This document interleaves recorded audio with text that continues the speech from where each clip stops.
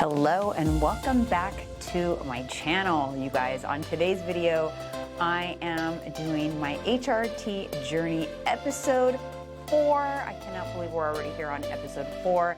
I wanted to give you guys a little update, talk about a few things. So if you are interested in learning more about my results on hormone replacement therapy and just menopause and girly stuff all together, make sure you hit that subscribe button. Hit that bell to be notified when I post new videos. Let's go ahead and get into my update. It's a little cold, so I have my little puffer on, but let's take that off for a second. Before I recorded this video, I did record myself with an update because I wanted to show you guys like where my body is at. I am now about, I think I am 2 full months. Yes, I'm 2 full months into my HRT journey. So I think I'm actually 9 weeks in, so a little more than 2 months. And you guys, I couldn't be happier with the results. It's crazy because in hindsight, you really realize like how much you're suffering when your hormones are all over the place and you don't even know it in the moment really as bad. When you come out of it and you look back, you're like, oh my God, I can't believe I went through that. So on today's episode, I wanted to just go over some of the things that I continue to experience that are great, nothing bad to report. I'll give you an update on my weight, and then I want to talk about loose skin, stretch marks, and cellulite for a little bit because I have been getting some questions on that. First and foremost, I am weighing in at 125 pounds. I believe that's 0.7 pounds less than during my last update. Although I have to say, I feel like I've put on even more muscle. I just feel like my body continues to change. So when you're recompositioning your body, you don't see a lot of changes on the scale, but you do see changes in your body. So I'm most likely continuing to lose body fat and put on muscle simultaneously, which kind of leaves the weight pretty stagnant. But I do feel like I am getting some results in the muscle building department, which is great. Everything else continues to be amazing. Sleep is probably the hugest impact to my life. I've never slept so good in my entire life. I can go to sleep wide awake and think, wow, it's gonna be hard for me to fall asleep. And then before I know it, it's the morning. Literally, close my eyes, and then when I wake up, it's time to get up. And before, I couldn't stay asleep throughout the night. I couldn't get to sleep. I couldn't stay asleep. I was miserable. That has impacted so many areas of my life in terms of my energy, my mood, my cravings, that it's incredible. Sleep has been amazing. I do take that progesterone at bedtime. I don't know if that's what it is, but I don't know, you guys, it's been amazing. Other than that, just overall, stress management, mood, anxiety, all of that across the board has improved. My anxiety has dropped. My ability to handle stress has improved. My mood has improved. Just much more stable, less mood swings or like negative thoughts. So mentally, the impact has been pretty substantial. And like I said, I didn't realize how I had been affected until I came out of it and looking back in hindsight, right? Hindsight is like 20/20.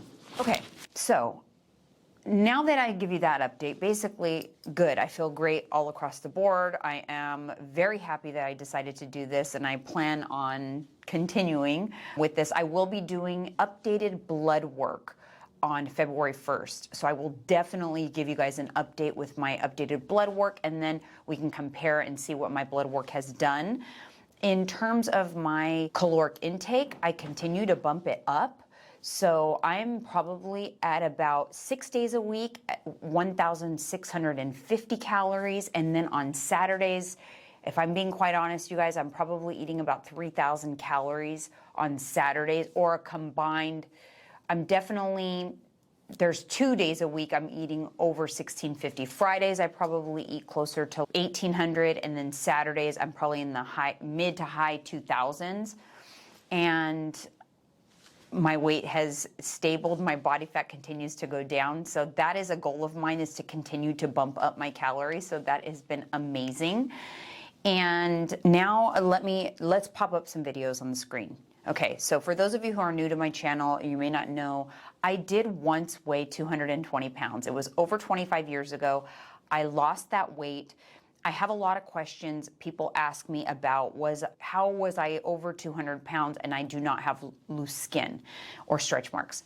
The answer is I do have some loose skin and stretch marks. However, I would like to say that when I lost that 100 pounds, I was in my 20s and I was not 200 pounds for very long. I gained 100 pounds with pregnancy and then I held on to that weight for a couple years. It wasn't years and years of my life and I was still very youthful. So I think that contributes to the fact that my skin bounced back pretty well considering that huge drastic fluctuation in weight. That being said, I do have tons of stretch marks and I do have some loose skin. So let's pop up a video here on the screen. I just took this morning before coming in here. So this is what my stomach looks like close up. And as you can see, I have a very large tattoo on my stomach. That is to cover stretch marks. If you look closely here, this video was taken in front of a ring light with no filter. So this is what it is here. And as you can see, in between the tattooed areas, you can see the pearly white stretch marks. Now, I'm sure to you guys now, those don't look that bad, right? Actually, I feel like over time, they just became less noticeable. But early on in the first maybe 5 years that I had these, they were very obvious and purple and colored. They showed quite a bit. So eventually I opted to put a tattoo on top of it to camouflage them. And I think it did a really good job camouflaging it actually. And as you can see where I squeezed the skin to show you where the ripples are. And that is why I got the tattoo. I do have a lot of people that ask me about that and they assume that I had a tummy tuck after my 100-pound weight loss. I did not have a tummy tuck. I did consult for a tummy tuck and was told that because I had lost so much body fat, I didn't have much to pull from there. And if they were to pull it tight, with the quality of my skin, chances are I would just get new stretch marks from stretching it tight again because they didn't have enough skin to give me a little bit of slack. I hope that makes sense. But I absolutely would have done a tummy tuck just to get rid of the skin that had the stretch marks on it. So for me, it just wasn't an option. Oh, sorry, I'm boobalicious here. As you can see, I do have some loose skin left. It did bounce back pretty well. I still have a small amount of body fat in my lower stomach. That's what you saw there drooping out of the leggings. And that will continue to go down as I continue to lose body fat. And then I'll just be left with skin that's just not as tight and as good quality down there. But honestly, I don't show that area very often and I have a tattoo covering it. But I just wanted to show you guys realistically, there's evidence of weight loss when you have extreme weight loss. Prepare yourself for that. It's something that it's just part of the process and you have to be okay with it. I think that sometimes we think we're going to lose weight and we're going to achieve these goals and we're going to be 100% happy with our bodies. And the fact is, we won't be because we'll always be striving for more or being our own worst critic. And the things that you are noticing in yourself, the things that you don't like, nobody's noticing. You are your own worst critic. And I want you to remember that. And I feel that it's really easy for things on video or camera, even unedited, unfiltered, to still look better than they really are. So I did these videos this morning in an attempt to show you guys this is what it is. It looks better under leggings.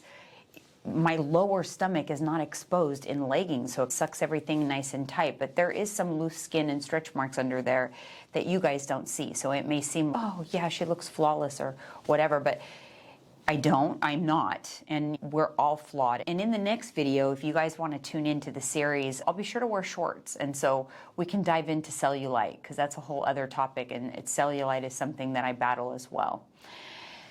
Anyways, guys, that is it for my HRT update and just body update altogether. If you have any questions, let me know. I'm happy to answer, but just to answer the most common questions I have been getting lately, no, I did not have a tummy tuck, nor did I have any liposuction. the only thing I did in terms of cosmetic with weight loss was my tattoo to cover the stretch marks. Obviously, I did have breast augmentation, and I would say that was large in part to the extreme weight loss as well. So that is the surgery I had after the weight loss, and that is because they were flapjacks. After the large weight gain, my breasts were very large, and then when I lost the weight, they were just like empty sacks of skin. So that is why I did do breast augmentation. I ended up doing 2 augmentations. One was the doctor didn't make them large enough, and so I still had loose skin. They weren't filled in, and I still had to wear a bra. So when I went and had a second surgery, I got a larger implant. I did not have to do a lift. Again, I just got lucky, and I think I attribute that to the fact that these things happened in my youth, in my 20s. I think that now, if I were to have gained 100 pounds in my 40s and lost it, I would have needed a breast lift, a tummy tuck. I think that was the one benefit to having had it happen to me earlier in life. But I did the second breast augmentation. They were larger, so it filled in the space, and they actually came out quite nice. I didn't actually need a lift, and I still don't need a lift, which is great. So anyways, guys, stretch marks, cellulite, it's all part of the process. Remember, we're our own worst critics, and sometimes social media and YouTube and videos and influencers can make things look a certain way, and just know that everyone has imperfections, and everyone is struggling with some insecurities somewhat, and what is not always the reality. So hopefully this video was helpful. Thank you so much for tuning in, and we'll see you guys in the next video.